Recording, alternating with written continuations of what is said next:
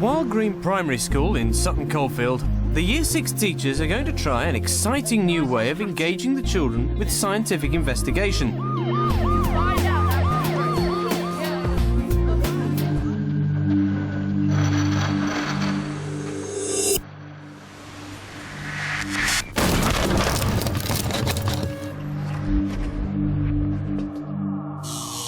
The teachers are keen to make connections between national curriculum knowledge and understanding and what science looks and feels like in the real world. They've chosen an ambitious investigation, exploiting the excitement of a true-life crime scene. It will require the children to behave like forensic scientists and provide a springboard for cross-curricular learning. Joining the teaching team to plan the investigation is Jane Turner from the Science Learning Centre. I'm really glad you're going to do this forensics project. I think it'll be a lot of fun, be a lot of hard work as well, a lot of planning. So, first thing you need to think about, why are you going to do it? We're trying to raise the profile of investigative science in the school at the moment, and so we're doing a science week, and we thought this would be a wonderful project to put into that because it is a lot of investigative skills, and it's something the children we know would really enjoy. I like this type of project because I think it's a really good cross-curricular project. It'll get them to think about story and motive and reason. You should be able to get lots of other work out of it as well as direct science inquiry. I think because it's coming after the SATs for Year 6. Right, so that's when it'll be. It's going to be really nice to be able to link subjects together and work in a different way with the children working in groups and pairs and being able to do a lot of chatting and much less recording perhaps of things than they've had to do in recent weeks. So Year 6s, so they'll have a great time after SATs. You've got to do all the work planning for them. So anybody else that you can draw on, either to help you with the planning or to be involved in the project as suspects, witnesses? We've been talking to the police, great. and they're willing to become part of it as well. So we're involved with outside agencies. The team in school works very hard together, and our caretaker, site manager as I think he should be called, and the office staff and the dinner ladies, I'm sure with a bit of arm twisting we'll all be happy to get involved. Yeah. I think we'd like to use a lot of ICT. We have access to a computer room and laptops and digital microscope.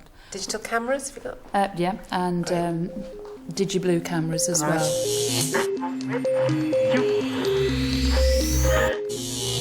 The first thing you need to decide is what's the crime, and have you had any time to think about that?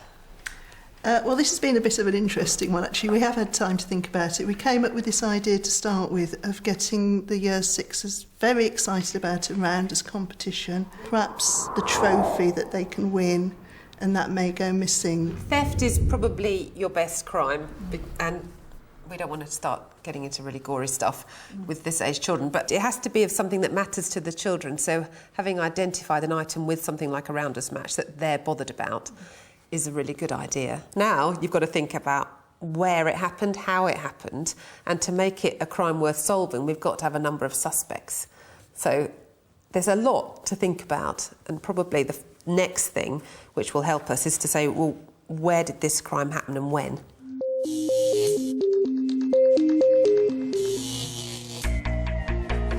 You've certainly got an interesting site here. I mean, I don't think I've ever seen quite as many sheds in a school as there are. No, we're not short of sheds. No, certainly not. So really, we've got to decide which would be the best place and the most credible place that children might use as a storage for them to keep the rounders equipment.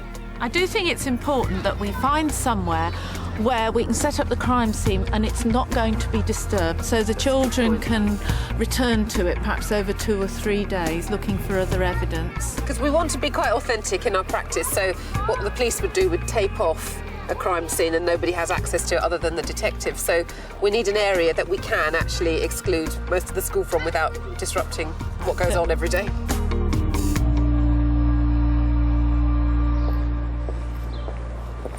Oh, another shed. How many sheds does this school have?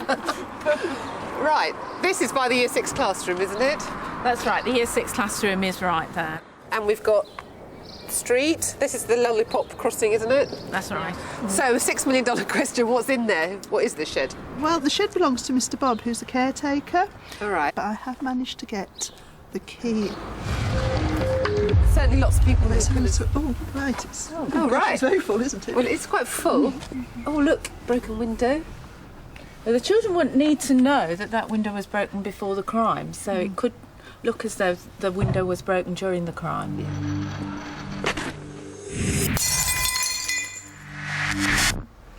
I mean, there's not a lot of space in here, but do you need a lot of space? How much stuff are they going to store in here? It's just going to be the box with the trophy, isn't it, really?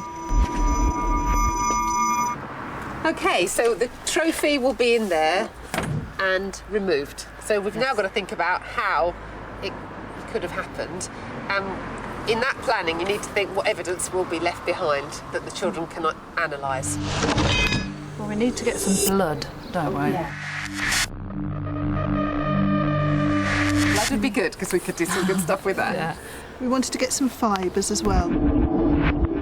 So there'd be fibres, blood, perhaps, somewhere. There might be some fingerprints on the... Definitely. We've got a nice bit of garden over there for footprints. Yeah, that'd be good. I mean, it's very clean and tidy, this school, so if a bit of litter had been dropped, or, you know, a note or something that came up, a bus ticket or something like that, that would be noticeable, wouldn't it? Something the children could find.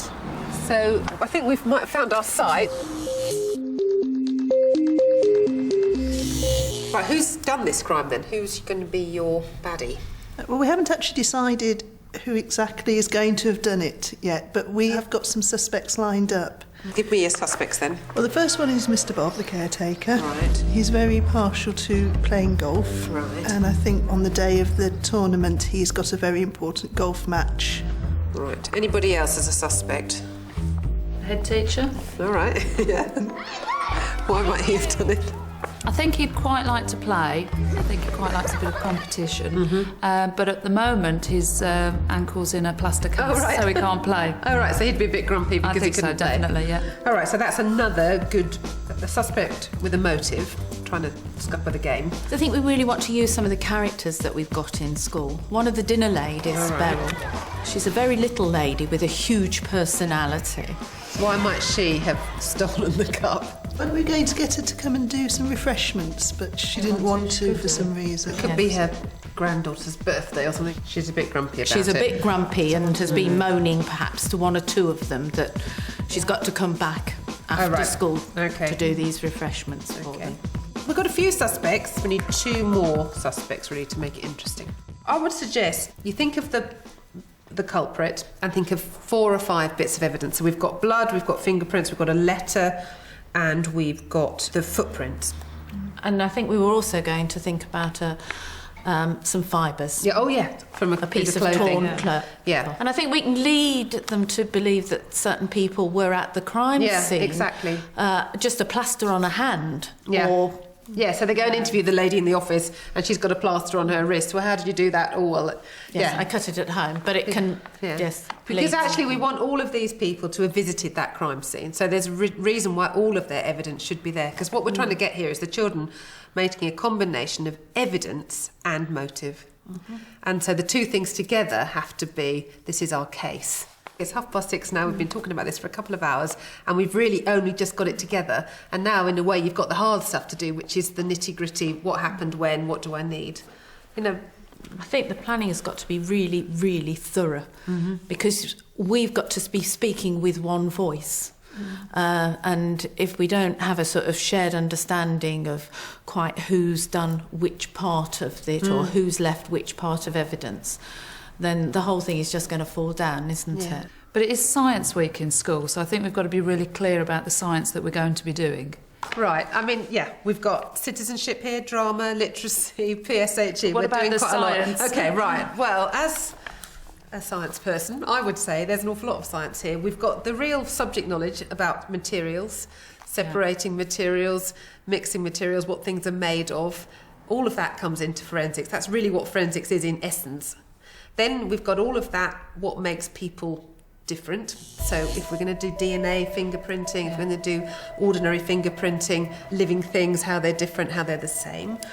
the whole science one here is massive because we're basing it on observation, inquiry, asking questions, drawing together evidence, data, coming up with conclusions based on hypothesis. You know, the science is fantastic here, really fantastic. With the basic planning for the CSI science lessons underway, here's what our Year 6 teachers have decided upon so far. They've picked a likely crime and chosen the crime scene. A list of crime scene evidence is being considered. They've begun to choose some suspects from the school with some imaginative motives. A wide range of activities to enable the scientific investigations have been identified to focus the inquiry. These activities will encourage the children to be curious, to use careful observation, to collect data, make comparisons, to predict, hypothesize, and evaluate. The challenge will be to make it all as real as possible for the children and to encourage them to behave just like real scientists.